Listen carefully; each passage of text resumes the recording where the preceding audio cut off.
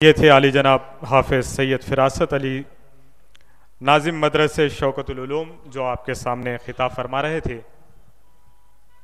پھر ایک بار میں آپ تمام سے جو ٹی وی پر یا پھر فیس بک پر یا یوٹیوب پر آج کے پروگرام کا مشاہدہ کر رہے ہیں، گزارش کروں گا کہ جلسے گاہ میں تشریف لائیں۔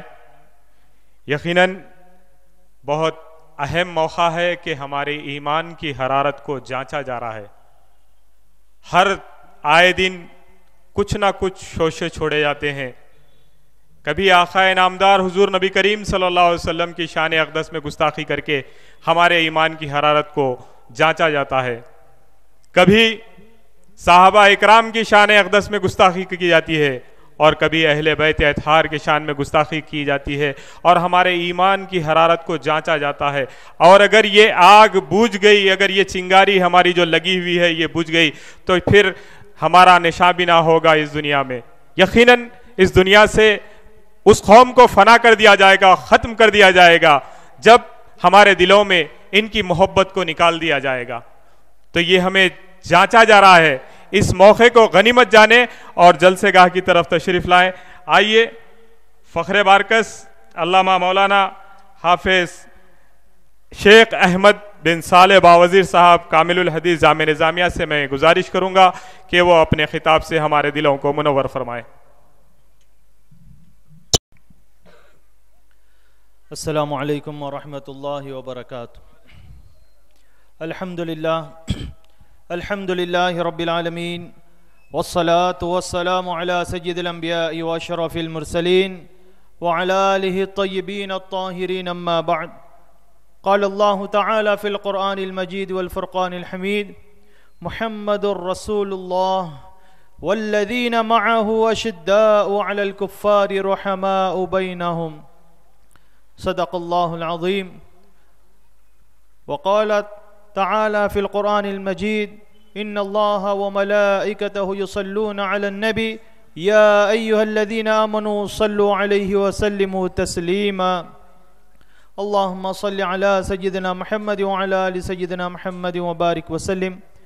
اسٹیج پر تشریف فرما حضرت العلامہ مولانا موسیٰ بن عبد الجلیل بحجاج صاحب، بانی و صدر مرکز خدمت الخلق، اور علی جناب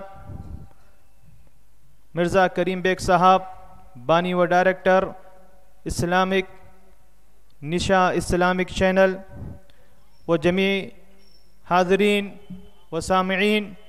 اللہ تبارک و تعالیٰ کا بے انتہا فضل، اس کا احسان ہے کہ اس نے ہمیں اپنے پیارے حبیب حضرت محمد مصطفیٰ صلی اللہ علیہ وسلم کی امت بابرکت میں پیدا فرمایا اور ہمیں آپ کی غلامی کا شرف عطا فرمایا، اور الحمدللہ اللہ تبارک و تعالیٰ نے ہمیں ایک باغیرت سنی مسلمان بنایا، الحمدللہ۔ حاضرین کرام، جیسا کہ آپ ابتدا سے ہی سنتے آ رہے ہیں، یہ جلسہ جو منعقد کیا گیا ہے، یہ جلسہ ایک احتجاجی جلسہ ہے۔ یہ احتجاج ہم بلند کر رہے ہیں وہ گستاخ صحابہ جو اپنی گندی زبان سے اللہ کے پیارے رسول صلی اللہ علیہ وسلم کے مقدس صحابہ کی شان میں گستاخی کرتا ہے، اور اللہ تبارک و تعالیٰ کے پیارے اور برگزیدہ ایسے بندے جس سے اللہ تبارک و تعالیٰ راضی ہے ان کی شان میں گستاخی کرتا ہے۔ حاضرین، یہ جلسہ منعقد کیا گیا ہے تاکہ ہم دیکھ سکیں کہ ایمان والوں کے دل میں اپنے صحابہ کے تعلق سے کتنی عظمت اور کتنی ان کی عزت ہمارے دلوں میں باقی ہے۔ حاضرین، اگر ہم ایسے ہی اگر اپنے اسلاف کی شان میں گستاخیاں سنتے ہیں اور خاموش بیٹھتے جاتے ہیں تو پھر سامنے والا یہ اندازہ لگا لے گا کہ ان کے دلوں میں اسلام کی جو آگ ہے، ان کے دلوں میں اسلام کی جو غیرت ہے، ان کے دلوں میں جو ایمان کا جذبہ ہے وہ پورے کا پورا ٹھنڈا ہو چکا ہے۔ حاضرین، ہمارے یہاں پر جمع ہونے کا مقصد یہی ہے کہ ہم کسی اللہ والے کی شان میں گستاخی برداشت نہیں کر سکتے، چاہے وہ اولیاء اعظام ہو یا صحابہ اکرام ہو یا اہل بیت اطہار ہو۔ ہم کسی کی بھی شان میں گستاخی برداشت نہیں کر سکتے حاضرین. لیکن جو اسلامی دشمن ہیں وہ کئی طریقوں سے مسلمانوں کے جذبات کو ٹھیس پہنچانے کے لیے، مسلمانوں کی ایمان کی حرارت کو جانچنے کے لیے ہمیشہ ایسے ہی کبھی ہمارے نبی اکرم صلی اللہ علیہ وسلم کی شان میں گستاخی کرتے ہیں، تو کبھی اہل بیت اطہار کی شان میں گستاخی کرتے ہیں، تو کبھی صحابہ کرام کی شان میں گستاخی، تو کبھی اولیاء اعظام کی شان میں گستاخی کرتے رہتے ہیں، تاکہ وہ یہ دیکھ سکے کہ مسلمانوں کے اندر کتنا جذبہ ایمانی ابھی باقی ہے. اگر ہم ایسے ہی ان کی گستاخیاں سن کر خاموشی سے بیٹھے رہیں گے تو پھر ان کی ہمت اور بڑھ جائے گی. یہ صرف گستاخیوں پر نہیں بلکہ اہل اسلام پر ہی ہاتھ ڈالنا شروع کر دیں گے. حاضرین، یہ خاموش بیٹھنے کا وقت نہیں ہے بلکہ اپنے احتجاج کو بلند کرنے کا وقت ہے. ہم یہاں سے عہد کریں، جیسا کہ پرسوں تھوڑے ہی دن پہلے رافضیوں نے ایک احتجاج کیا. وہ احتجاج یہ تھا کہ ایک گستاخ اہل بیت جس کو ہم عمران کہتے ہیں، جسے نہ اردو پڑھنے کا سلیقہ نہ اردو بولنے کا طریقہ، عربی سے ناواقف، جس کو کلمہ بھی صحیح پڑھنا نہیں آتا، جس کے کلمہ آج لوگوں کے پاس واٹس ایپ پہ پھر رہے ہیں، جس کو کلمہ بھی صحیح پڑھنا نہیں آتا، ویسے بدبخت کے سامنے بیٹھ کر لوگ دین کی بات سن رہے ہیں. نہ جس کو قرآن صحیح پڑھنا آتا ہے نہ جس کو کلمہ صحیح پڑھنا آتا ہے، ایسے کے سامنے بیٹھ کر لوگ دین کی باتیں سن رہے ہیں، مسجد میں بلا کر اس سے بیان سن رہے ہیں. تو بیان کیا کرتا ہے؟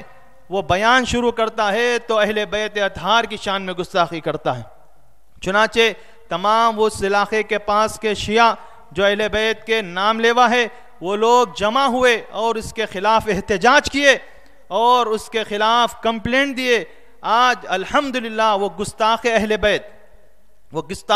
بیت 15-16 دن کے لیے جیل میں چلا گیا.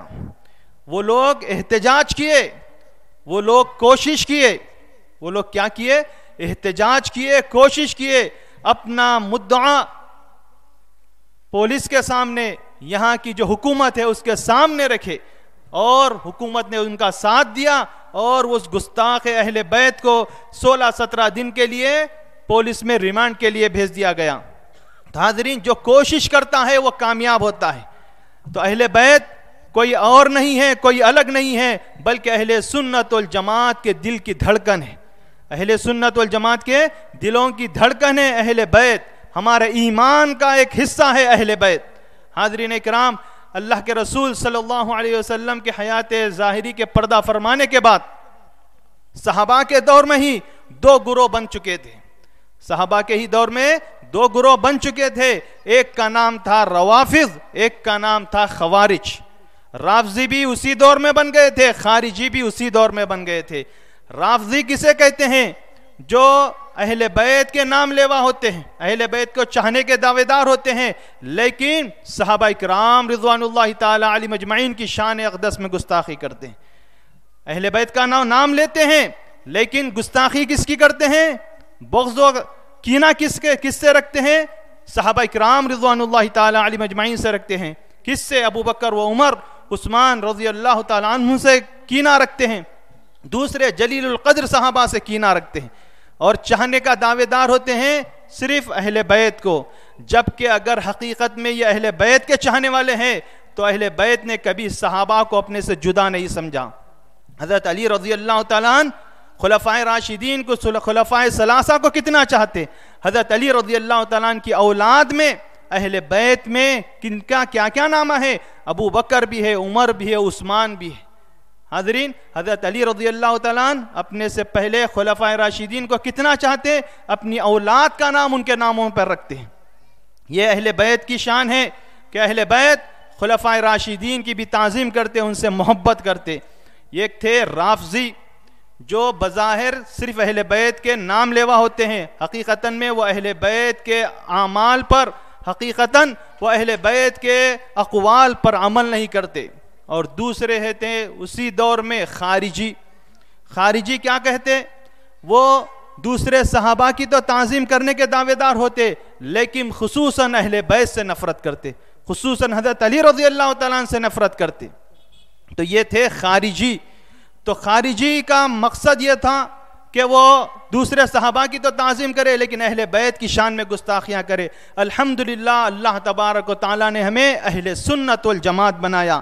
ہم کیا عقیدہ رکھنے والے ہیں؟ نہ ہم اہل بیت کو چھوڑتے ہیں نہ ہم دیگر صحابہ کو چھوڑتے ہیں, نہ ہم ان کی شان میں گستاخی کرتے ہیں نہ ہم ان کی شان میں کوئی کمی کرتے ہیں, بلکہ دونوں کی بھی شان و عظمت کے ہم قائل, اور دونوں بھی اصحاب رسول ہو یا اہل بیت اطہار ہو, ہم دونوں کی شان و عظمت کے قائل ہیں اور ہم دونوں کی بھی شان میں گستاخی بھی برداشت نہیں کرتے. دوسرا اگر کوئی گستاخی کرتا ہے تو ہم اس کی گستاخی بھی ہرگز برداشت نہیں کرتے. حاضرین اکرام, یہ رافضی غالی جو یو پی کا رہنے والا ہے, یہ علاقے کا رہنے والا نہیں, یو پی کا رہنے والا ہے, اور یو پی کے وقف بورڈ کا اس کو چیئرمین صدر بنا دیا گیا ہے, چیئرمین نہیں چور مین بنا دیا گیا ہے. تو حاضرین یہ کیا ہے؟ وہاں پر کا چور مین بنا دیا گیا. کس کی طرف سے بنایا گیا ہے؟ جو ہندوستان کے یاجوج و ماجوج ہے ان کی طرف سے بنایا گیا. کمپلینٹ بھی اس کے خلاف نہیں لی جا رہی ہے. کیوں نہیں لی جا رہی ہے؟ کیونکہ وہ یاجوج اور ماجوج کا پٹوکار ہے. یاجوج اور ماجوج کون ہے؟ آپ تھوڑا غور کرے تو سمجھ میں آ جائے گا. میم سے کیا ہوتا ہے؟ ماجوج آتا ہے. یہاں کے سب سے بڑے کا نام کس سے آتا ہے؟ میم سے آتا ہے. اور دوسرا یاجوج یا سے آتا ہے. تو وہاں کے جو یو پی کا جو بڑا ہے اس کا نام کس سے آتا ہے؟ یا سے آتا ہے.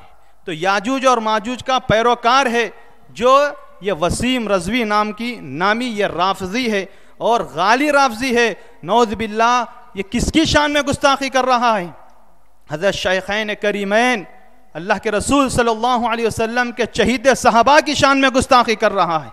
ایسے صحابہ کہ اللہ کے رسول صلی اللہ علیہ وسلم جن سے بے پناہ محبت فرماتے, یہاں تک کہ حدیث شریف میں آتا ہے اللہ کے رسول صلی اللہ علیہ وسلم فرماتے ہیں کل قیامت کے دن بھی میں, ابو بکر و عمر اس طرح اٹھیں گے. اللہ کے رسول صلی اللہ علیہ وسلم نے اپنے ہاتھ بلند کر فرمایا ہے. حاضرین, اللہ کے رسول صلی اللہ علیہ وسلم جن سے بے پناہ محبت کرتے اور وہ اللہ کے رسول سے بے پناہ محبت کرتے, ایسے صحابہ کی شان میں یہ رافضی گستاخی کر رہا ہے. اور آپ کو نعوذ باللہ کیا کہہ رہا ہے؟ دہشت گرد کہہ رہا ہے. آپ کو صحابہ کو کیا کہہ رہا ہے؟ دہشت گرد کہہ رہا ہے. اور آپ کو معلوم ہے اس کا طریقہ کار کیا ہے, یہ کیسا عقیدہ رکھنے والا ہے؟ حاضرین, اس کے اندر ذرا برابر بھی ایمان نہیں ہے. یہ رافضی نہیں, رافضی میں بھی تھوڑا بہت ایمان تھوڑا بہت جذبہ رہے گا, لیکن یہ تو ایمان سے ہی خالی, یہ تو ایک بے ایمان فرد ہے. یہ صرف اہل بیت اور صحابہ کی گستاخی کرنے والا نہیں ہے, پہلے ہی یہ زبان کھولتا ہے تو کہتا ہے بابری مسجد ہندوؤں کو دے دی جائے.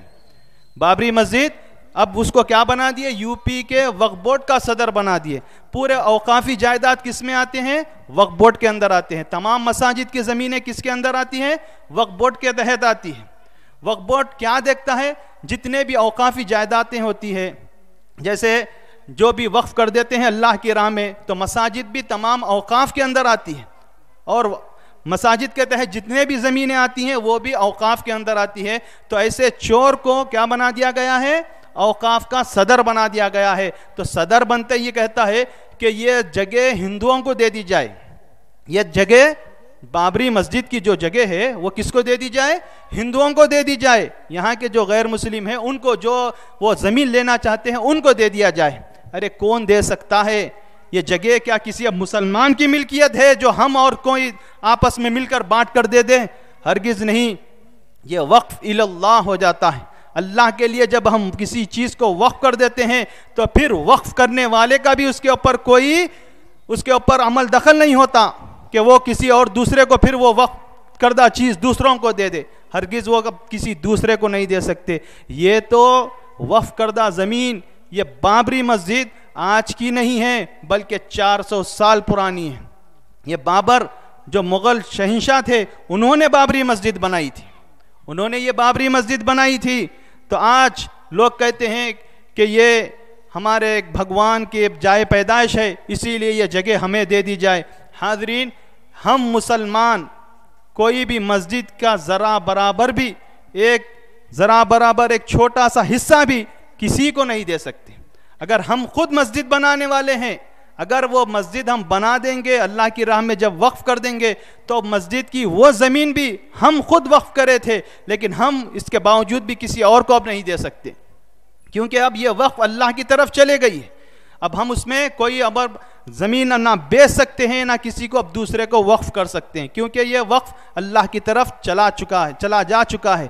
تو حاضرین، تو یہ اس کو جو چیئرمین بنا دیا گیا ہے وہاں کے وقف بورڈ کا، تو پہلے تو یہ بات کرتا ہے کہ یہ بابری مسجد کی جگہ ہمارے جو ہم وطن بھائی ہیں ان کو دے دی جائے۔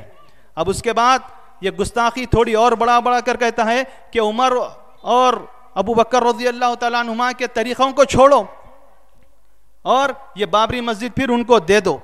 تو حاضرین، یہ ابو بکر و عمر رضی اللہ تعالیٰ عنہ کا فیصلہ نہیں ہے، بلکہ یہ اللہ تبارک و تعالیٰ کا حکم ہے، یہ اللہ کے رسول صلی اللہ علیہ وسلم کا حکم ہے کہ مسجد جب بنا دی جاتی ہے تو وہ اللہ کا گھر ہو جاتا ہے۔ اب اللہ کا گھر کیا کسی کو دینے کی اجازت ہے؟ ارے تیرا گھر دے دے جا کر، تیرا گھر دے دے جا کر، جس کو دینا ہے دے دے، لیکن اللہ کا گھر ہم کسی کو نہیں دے سکتے۔ جو گھر بناتا ہے اللہ کا، وہ بھی اب کسی دوسرے کو وہ گھر نہیں دے سکتا، کیونکہ یہ اللہ کا گھر ہوتا ہے۔ اب وہ ملکیت سب زمین اور آسمان کی ملکیت تو اللہ تعالیٰ کی ہے، لیکن یہ خاص اللہ تعالیٰ سے تعلق رکھنے والے۔ ہم مسجدوں کو کیا کہتے ہیں؟ بیت اللہ کہتے ہیں۔ مسجد کو کیا کہتے ہیں؟ بیت اللہ، اللہ کا گھر۔ تو اللہ کے گھر پر کس کا اختیار ہوتا ہے؟ اللہ کا۔ جس کا گھر ہے اختیار بھی اس کا ہے۔ تو کون ہوتا ہے جو یہ کہے کہ یہ بابری مسجد کی جگہ کسی اور کو دے دے؟ تو حاضرین، یہ ایک غیر مسلموں کی طرف سے، اسلامی دشمنوں کی طرف سے یہ ایک سازش کا حصہ ہے، جو یہ کہہ رہا ہے کہ ابو بکر و عمر رضی اللہ تعالیٰ عنہما کے طریقے کو چھوڑو اور یہ جگہ ہمارے ہم وطن بھائیوں کو دے دو۔ حاضرین اکرام، ابو بکر و عمر رضی اللہ تعالیٰ عنہما کون ہیں؟ آپ کو ان کے بارے میں معلوم ہے؟ یہ کون ہیں؟ اللہ کے رسول صلی اللہ علیہ وسلم کے سچے صحابہ حضرت ابو بکر و عمر رضی اللہ تعالیٰ عنہما۔ یہ کون حضرت ابو بکر رضی اللہ تعالیٰ عنہ، جن کے تعلق سے اللہ کے رسول صلی اللہ علیہ وسلم فرماتے ہیں کہ میں نے ہر کسی کا احسان جس نے مجھ پر کیا تھا دنیا میں اس کا بدلہ دے دیا۔ جتنے بھی لوگ مجھ پر احسان کیے تھے میں نے ان کا بدلہ دنیا میں ہی ان کو چکا دیا، لوٹا دیا، لیکن ابو بکر تمہارا بدلہ کل قیامت کے دن اللہ تبارک و تعالیٰ دیں گے۔ یہ ابو بکر رضی اللہ تعالیٰ عنہما ہے، یہ ابو بکر رضی اللہ تعالیٰ عنہ ہے، اللہ کے رسول صلی اللہ علیہ وسلم کے ایسے صحابی کہ اسلام لانے کے ساتھ جب سے یہ اللہ کے رسول صلی اللہ علیہ وسلم کے ساتھ رہے تو کب تک؟ اللہ کے رسول صلی اللہ علیہ وسلم کے وصال شریف تک آپ کبھی اللہ کے رسول صلی اللہ علیہ وسلم سے جدا نہیں ہوئے۔ نہ کسی سفر میں آپ جدا ہوئے، نہ کسی جگہ پر آپ جدا ہوئے۔ آپ ہجرت کے موقع پہ بھی ساتھ ہیں، آپ غار حرا میں بھی ساتھ ہیں، غار ثور میں بھی ساتھ ہیں، ہر جگہ اللہ کے رسول صلی اللہ علیہ وسلم کے ساتھ رہنے والے یہ ابو بکر رضی اللہ تعالیٰ عنہ ہیں۔ اور عمر رضی اللہ تعالیٰ عنہ کون؟ اللہ کے رسول صلی اللہ علیہ وسلم جن کو اپنی دعا کے ذریعے سے اللہ تعالیٰ سے مانگ لیتے ہیں۔ اللہ کے رسول صلی اللہ علیہ وسلم فرماتے ہیں، اے اللہ ابو جہل کے ذریعے سے یا عمر رضی اللہ تعالیٰ عنہ کے ذریعے سے جو آپ کو پسند ہے ان کے ذریعے سے اسلام کو طاقت عطا فرما۔ تو اللہ تبارک و تعالیٰ حضرت عمر رضی اللہ تعالیٰ عنہ کے حق میں یہ دعا کو قبول فرماتے ہیں اور آپ اسلام قبول کر لیتے ہیں۔ تو حاضرین، حضرت ابو بکر رضی اللہ تعالیٰ عنہ، حضرت عمر رضی اللہ تعالیٰ عنہ یہ جلیل القدر صحابہ ہے۔ یہ رافضی کیا جانے ان کی شان و عظمت کیا ہے، یہ رافضی کیا جانے ان کی شان و عظمت کیا ہے۔ ارے یہ اہل بیت کے چاہنے کا دعوے دار، یہ حضرت علی رضی اللہ تعالیٰ عنہ کو بھی اگر صحیح طریقے سے اگر یہ محبت کرتے ہیں تو کبھی صحابہ اکرام کی شان میں گستاخی نہیں کرتے۔ حدیث شریف میں آتا ہے، حضرت عبداللہ ابن عباس رضی اللہ تعالیٰ عنہ فرماتے ہیں جب حضرت عمر رضی اللہ تعالیٰ عنہ کا انتقال ہوا تو حضرت عمر رضی اللہ تعالیٰ عنہ کی تدفین اللہ کے رسول صلی اللہ علیہ وسلم کے حجر اقدس میں جب کی گئی تو میں بیٹھا ہوا تھا کہ میرے کاندھوں پر کسی نے اپنی کونیاں رکھ دی اور انہوں نے یہ کہا کہ میں جانتا تھا پہلے ہی سے کہ یہ اپنے ساتھی کے ساتھ ہی رہیں گے، یہ اپنے ساتھی کے ساتھ ہی رہیں گے۔ تو میں نے جب پلٹ کر دیکھا تو وہ حضرت علی رضی اللہ تعالیٰ عنہ تھے۔ کون کس نے حضرت عبداللہ ابن عباس رضی اللہ تعالیٰ عنہ کے کاندھوں پر اپنی کونیاں رکھی تھی؟ وہ حضرت علی رضی اللہ تعالیٰ عنہ تھے. حضرت علی رضی اللہ تعالیٰ عنہ فرماتے ہیں کہ میں پہلے ہی سے جانتا تھا عمر رضی اللہ تعالیٰ عنہ اللہ کے رسول کے پہلو میں ہی رہیں گے، کیونکہ میں نے کئی مرتبہ سنا کہ میں آیا اور ابو بکر و عمر آئے. اللہ کے رسول کیا فرماتے ہیں؟ میں آیا اور ابو بکر و عمر آئے، میں گیا ابو بکر اور عمر گئے، میں تھا اور ابو بکر و عمر تھے. یعنی اللہ کے رسول صلی اللہ علیہ وسلم کے ساتھ ہمیشہ کون رہتے؟ حضرت ابو بکر و عمر رضی اللہ تعالیٰ عنہما رہتے. حاضرین، اسی کے ساتھ ہی دیکھیے آپ زندگی میں حضرت ابو بکر و عمر رضی اللہ تعالیٰ عنہ بھی ساتھ ہی تھے، اور انتقال بھی کرے تو اللہ کے رسول صلی اللہ علیہ وسلم کے پہلو میں ہی آپ کے ساتھ ہیں. جیسا کہ ابھی حضرت عثمان بہجہ صاحب جو اشعار فرما رہے تھے، جو اشعار سنا رہے تھے کہ نام آتے ہی ابو بکر و عمر کا اے نجدی کیوں پریشان ہوتا ہے، کیوں جلتا ہے، کیوں بگڑتا ہے؟ ارے وہ ہے جو اپنے پہلو میں سلائے ہوئے ہیں. حضرت اللہ کے رسول صلی اللہ علیہ وسلم خود انہیں اپنے پہلو میں سلائے ہوئے ہیں. اگر اللہ کے رسول صلی اللہ علیہ وسلم کی مرضی اور منشا نہیں ہوتا، اللہ کے رسول صلی اللہ علیہ وسلم اگر نہ چاہتے تو ہرگز ابو بکر و عمر رضی اللہ تعالیٰ عنہ حضرت اللہ کے رسول صلی اللہ علیہ وسلم کے حجرے میں تدفین نہیں ہو سکتی تھی. یہ اللہ کے رسول صلی اللہ علیہ وسلم کا ہی منشا تھا کہ آپ دونوں میرے حجرے میں ان دونوں کی تدفین ہوئے. تو حاضرین اکرام، حضرت ابو بکر و عمر رضی اللہ تعالیٰ عنہ کون ہے؟ حضرت ابو بکر رضی اللہ تعالیٰ عنہ جیسے ہی خلیفہ بنتے ہیں، یہ چورمین کو میں بتانا چاہ رہا ہوں جو وقف بورڈ کا اب چورمین بن گیا ہے.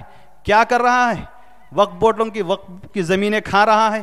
سب سے پہلے تو بابری مسجد جو ہندوستان کا ایک عظیم سرمایہ تھا، ہندوستان کا ایک عظیم سرمایہ تھا، اس کو ڈھا دیا گیا. حاضرین، یہاں پر ہندوستان میں جتنے بھی عظیم الشان عمارتیں ہیں کس نے بنائی ہے؟ کس نے بنائی ہے یہ عمارتیں؟ تاج محل بنانے والا کون ہے؟ یہ بھی بابر کی ہی اولاد سے، یہی مغل شہنشاہ ہے. اور قطب مینار کس نے بنایا؟ یہ بھی مسلمان نے. اور جامع مسجد دہلی کس نے بنائی؟ اور آج جس کے اوپر یہ جھنڈا چڑھاتے ہیں لال قلعہ، یہ کس نے بنایا؟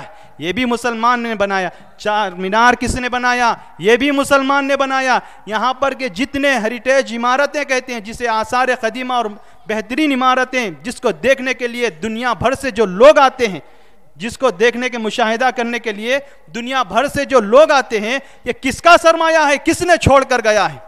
یہ تمام کے تمام مسلمانوں نے بنائے. یہ تمام کے تمام مسلمانوں نے بنایا ہے. اور آج کا یہ ماجوج یاجوج کا جو بڑا بھائی ہے، یہ ماجوج نے کیا بنایا؟ ہر گلی گلی میں کیا بنایا ہے؟ جسے ہم آج پیخانہ کہتے ہیں، پیخانے بنا کر پھر رہا ہے. کیا بناتے جا رہا ہے؟ پیخانے بناتے جا رہا ہے. اور ہمارے لوگوں نے کیا بنایا؟ عظیم الشان عمارتیں بنائی. تو جس کا جیسا ظرف ہوتا ہے ویسے ہی وہ کام کرتا ہے. تو اب یہ چورمیان ہے، زمینہ کھانے کے لیے، ہڑپنے کے لیے اس کو بٹھا دیا گیا ہے. تو اس واسطے بیٹھتے ہی پہلے کہہ رہا ہے بابری مسجد کے جگہ کو دے دو. حاضرین اکرام، حضرت ابو بکر رضی اللہ تعالیٰ عنہ جب خلیفہ مسلمون بن گئے، خلیفۃ المسلمین بن گئے، پہلے خلیفہ بنے، بنتے ہی آپ نے کیا کیا؟ آپ دوسرے دن اپنی تجارت کے لیے نکل رہے تھے.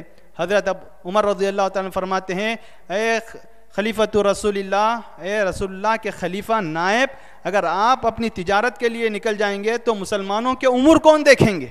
مسلمانوں کے امور کون دیکھیں گے؟ تو آپ کہتے ہیں کہ میرے بیوی بچوں کا بھی حق ہے، پھر ان کا پیٹ پیسے پالوں، ان کے لیے ان کی ضروریات زندگی کیسے گزرے گی پھر؟ تو حضرت عمر رضی اللہ تعالیٰ عنہ مشورہ کر کر کہتے ہیں کہ آپ بیت المال سے کچھ معاوضہ لے لیں، بیت المال سے کچھ پیسے لے لے. تو حضرت ابو بکر رضی اللہ تعالیٰ عنہ یہ طے کرتے ہیں کہ روزانہ ایک مزدور کو جتنے پیسے ملتے ہیں اتنی تنخواہ مجھے دے دی جائے. کتنی تنخواہ؟ ایک مزدور کو جو پیسے ملتے ہیں اتنی تنخواہ مجھے دے دی جائے. یہ نہیں میں اب خلیفۃ المسلمین ہوں، میں نائب رسول ہوں، رسول اللہ کا خلیفہ ہوں، تمام مومنوں کا میں بڑا ہوں، میرے حساب سے شاہی فرمان جاری کر کر یہ نہیں کہتے ہیں کہ مجھے جتنی پیسوں کی ضرورت ہے اتنے نہیں، بلکہ ایک مزدور کو جتنے پیسے ایک دن کی مزدوری کے ملتے ہیں اتنے پیسے مجھے دے دی جائیں. تو خلیفۃ المسلمین یہ بتا رہے ہیں، ان کا کردار بتا رہے ہیں کہ کتنی تنخواہ لے رہے ہیں ایک دن کی؟ ایک مزدور کے برابر. حاضرین، ایسی مثال دنیا میں کوئی پیش کر سکتا ہے؟ ہرگز نہیں پیش کر سکتا. ایسی مثال دنیا میں کوئی ہرگز نہیں پیش کر سکتا.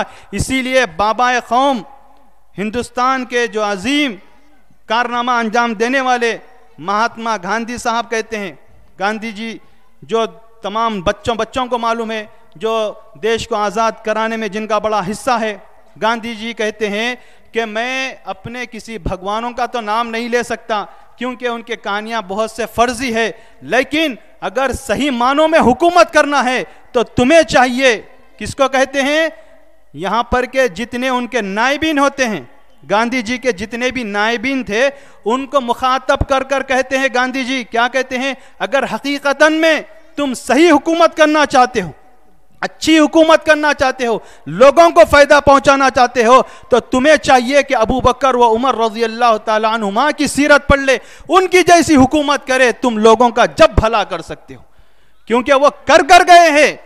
یہ صرف بناوٹی باتیں نہیں ہیں, یہ حقیقتاً ہے. تاریخ اس بات کی گواہ ہے کہ حضرت ابو بکر رضی اللہ تعالیٰ عنہ ایک دن میں کتنی مزدوری, کتنا تنخواہ لیتے, ایک مزدور کے حساب سے تنخواہ لیتے.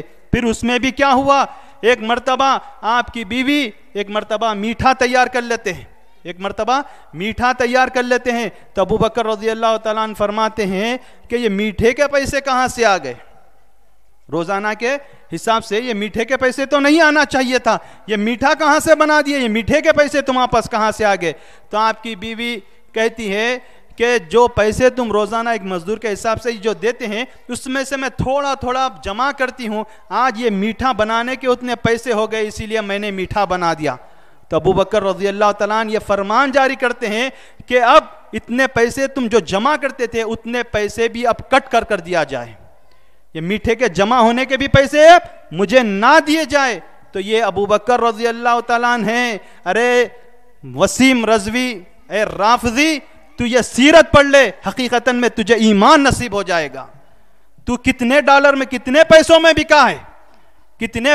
بکا ہے, آج لوگ کہتے ہیں کہ مسلمان ایمان نہیں بیچ سکتا. پہلے زمانے میں منافقین تھے, اس کے بعد ہم جو کہتے ہیں جو آج کل کے خارجی ہے, جو آج نئے ناموں سے, اچھے ناموں سے جو نامہ رکھ لیے اپنی جماعتوں کا, جیسا کہ پہلے کے خارجیوں کا ایک نام تھا, کیا نام اچھا رکھ لیے تھے, مسلمان جو حقیقتاً جو مسلمان صحابہ تھے ان کو خارجی کہتے تھے, لیکن وہ لوگ اپنا نام کیا رکھ لیے تھے, اصحاب العدل والتوحید.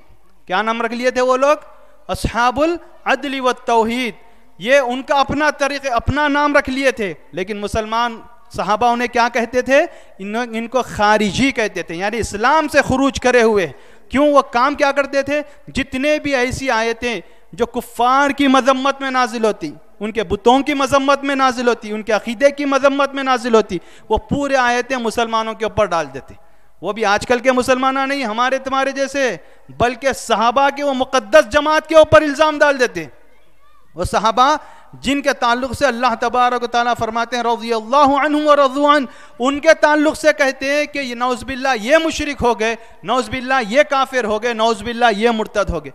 تو اپنا نام کیا رکھ لیے تھے, اصحاب العدل والتوحید.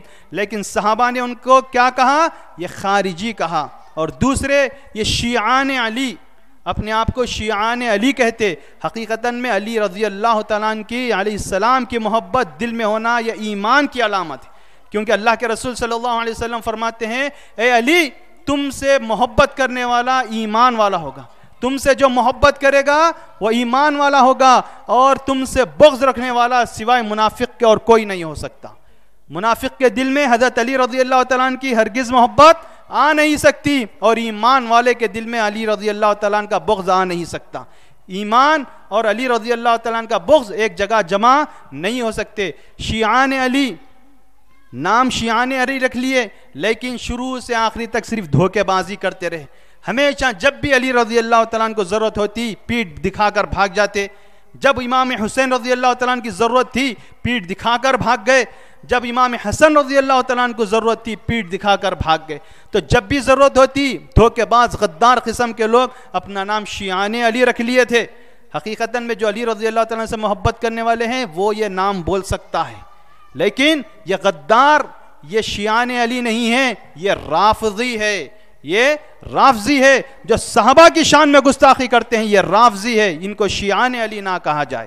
تو حاضرین، یہ رافضی جو آج شیخین رضی اللہ تعالیٰ عنہما کی شان میں گستاخی کرتا ہے، کون سے شیخین؟ اللہ کے رسول صلی اللہ علیہ وسلم کے لیے جنہوں نے اپنا جان و مال ہر چیز قربان کر دی۔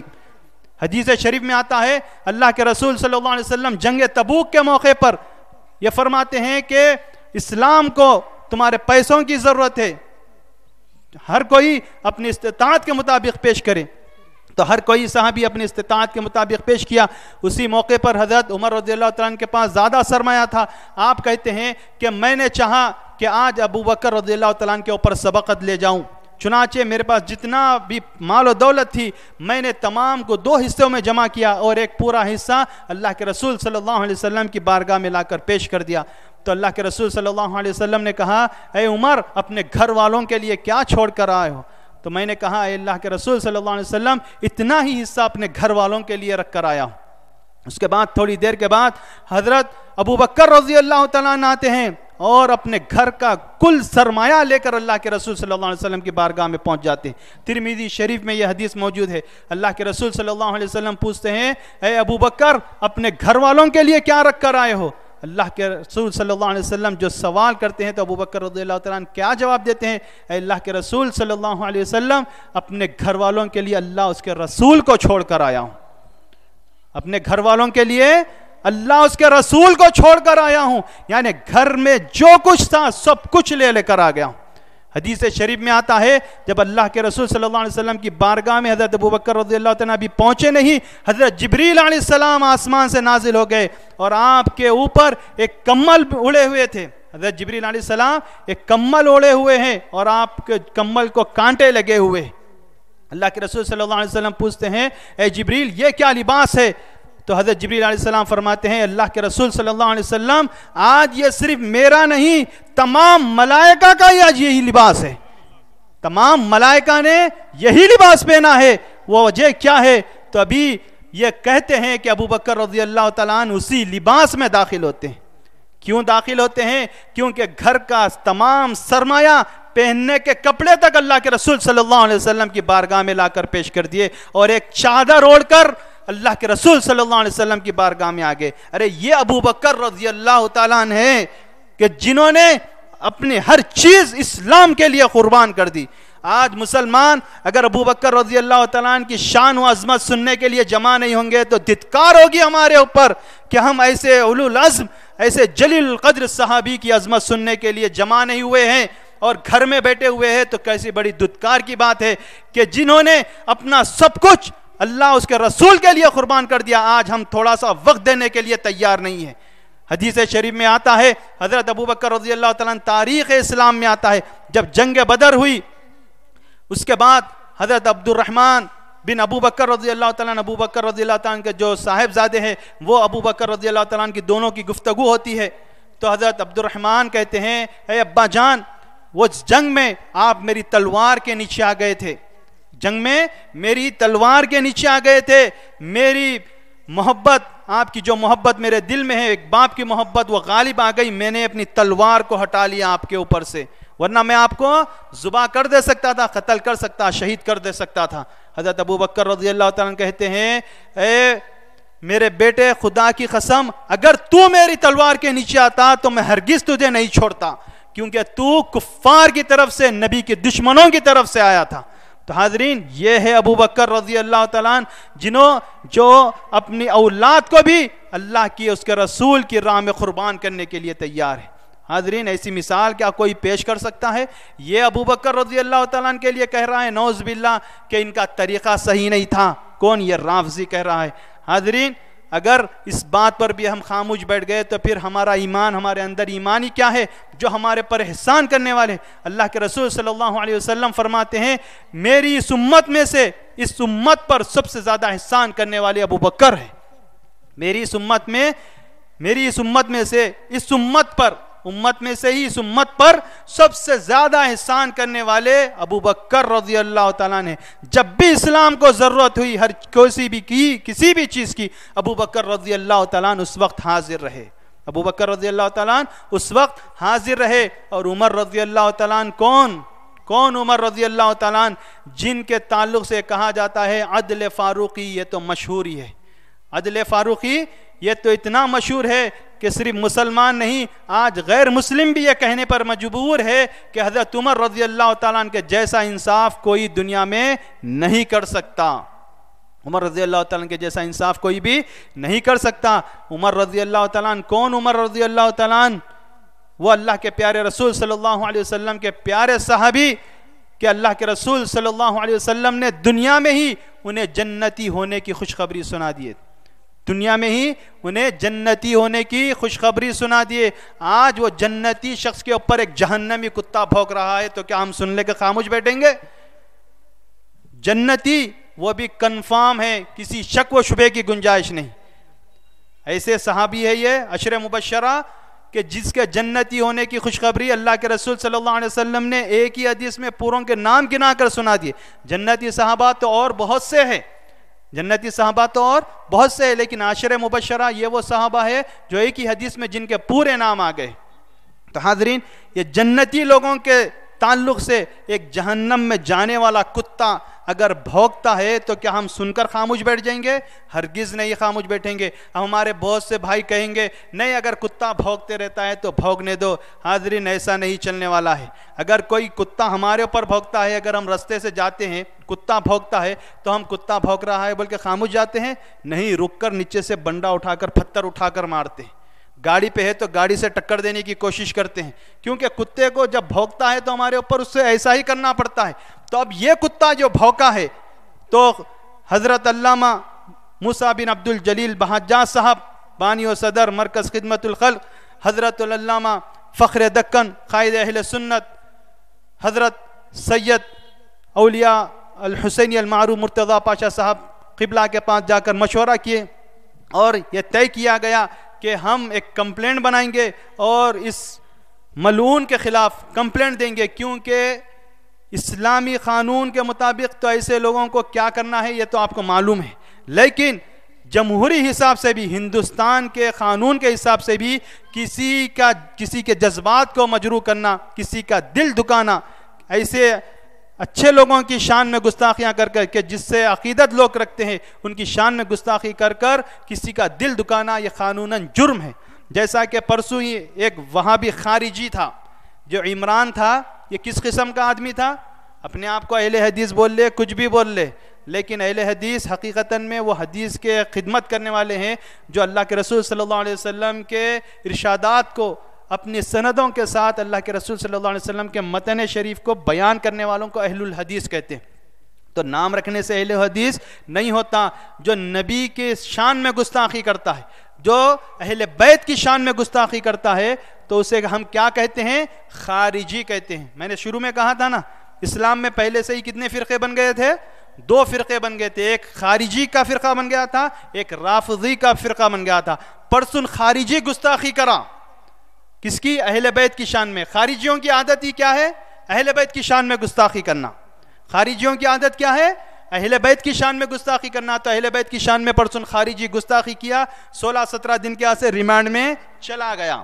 اب ایک رافضی نے اب گستاخی کی تو اس کے خلاف بھی ہم دیں گے، لیکن یہ اتنا آسان نہیں ہے، کیونکہ اس کو یاجوج ماجوج کی پشت پرائی اس کے اوپر ہے، یہ اس کا جلدی جانا ممکن نہیں ہے، لیکن دیر سے صحیح لیکن چلا جائے گا۔ جب اس کی حکومت چلے جائے گی، اب کتنے دن کی حکومت رہنے والی ہے یاجوج ماجوج کی؟ تھوڑے دن میں حکومت ختم ہو جائے گی، تو یہ پھر یاجوج ماجوج کا یہ ان کے نسل کا کتنا ہے، تو یہ تھوڑے دن کے بعد انہیں بھی چلا جائے گا، لیکن اس کے خلاف ضرور ہمیں کمپلینٹ دینا ہے اور احتجاج کرنا ہے، اور لوگوں کو یہ غیرت دلانا ہے کہ یہ جلسہ جو رکھے ہیں کس کے لیے رکھے ہیں، کس کے لیے یہ جلسہ رکھیں۔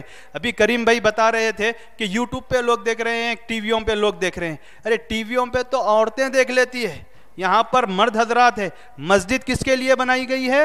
مردوں کے لیے بنائی گئی ہے۔ گھر میں نماز مرد نہیں، مسجد میں آ کر پڑھنا ہے، اور مسجد میں آ کر ہمارے سنی لوگوں کا یہ معاملہ ہوتا ہے کہ مسجد میں ابھی آئے تو کونے کونے میں بیٹھتے ہیں، امام جہاں پر بیٹھتا ہے پہلی صف، دوسری صف، تیسری صف میں نہیں، وہ کونے سے آتے، جہاں سے دروازہ ہوتا ہے وہاں پر سے بیٹھنا شروع کرتے۔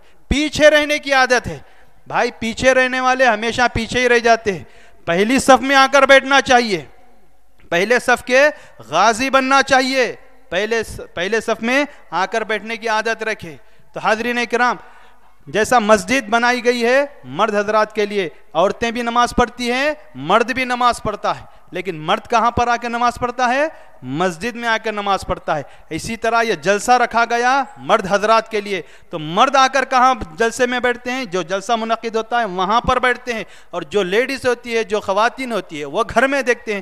اگر ویسے ہی اب سب لوگ مرد بھی اگر گھر میں دیکھنا شروع کریں گے تو پھر یہ جلسہ رکھ کر فائدہ کیا ہوگا؟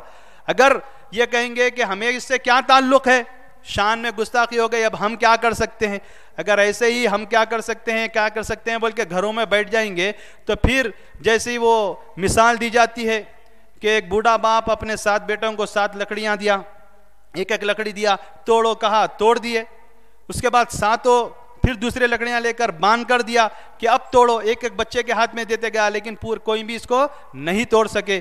تو یہ کیا معاملہ ہے کہ اگر ایک لکڑی رہیں گی تو کوئی بھی توڑ دے سکتا ہے، پورے ملیں گے، اہل سنت والجماعت اگر اتحاد کا مظاہرہ کریں گے تو ضرور وہ بدبخت بھی جائے گا اور اس کے اوپر جو ہے وہ بھی جائیں گے۔ صرف وہ بدبخت نہیں، اس کو جو خریدے ہوئے ہیں یاجوج ماجوج وہ بھی جائیں گے جیل میں، جب ہم اتحاد بتائیں گے۔ آج رافضیوں نے اتحاد بتایا، کتنے دن کی بات ہے؟ 6-7 دن پہلے کی بھی بات نہیں ہے۔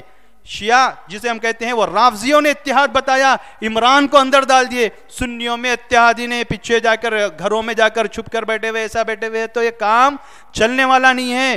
مرد مومن کی طرح، مرد مجاہد کی طرح میدان میں آئیں گے تو جب کہیں معاملہ سلجھے گا۔ اللہ تبارک و تعالیٰ سے دعا ہے کہ اللہ جو کچھ ہم نے کہا ہے، سنا ہے، کہنے سننے والے کو ہر دو کو عمل کرنے کی توفیق عطا فرما۔ ہمارے دلوں میں سچی صحابہ اکرام کی، اہل بیت کی، اللہ کے رسول صلی اللہ علیہ وسلم کی محبت قائم فرما، دائم فرما، اور ہمیں دین کا جذبہ عطا فرما، اور ہمارے اندر اتحاد و اتفاق عطا فرما۔ وآخر دعوانا ان الحمد للہ رب العالمین۔